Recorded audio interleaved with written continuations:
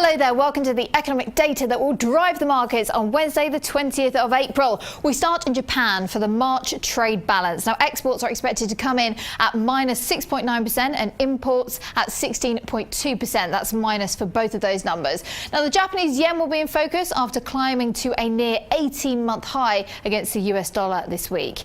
The UK will unleash its unemployment rate, which is expected to come in at 5.1%, the lowest level since January, and that was the lowest posting in 10 years. So the UK jobs market remains robust, and we also had the new living wage as well. That was introduced last month. I want to mention that because adults aged 25 and over are now entitled to £7.20 an hour, with the government aiming to increase this to £9 by 2022. That's the plan. All right, more news from the UK with the CBI Industrial Trends survey. Now, on the back of all of this UK data, we're going to be watching the sterling.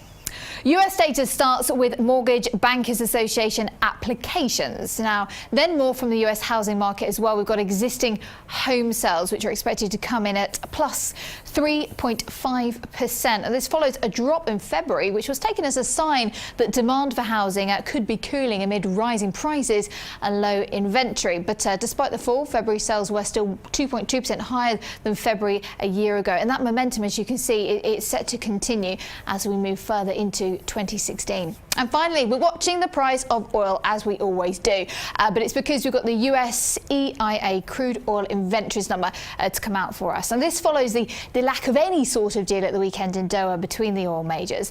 Now, the price of Brent crude fell 7% at one point before recovering some ground on the back of that lack of news. Now, the meeting in Qatar was attended by most members of oil producers from OPEC, including Saudi Arabia as well, most notably though not Iran.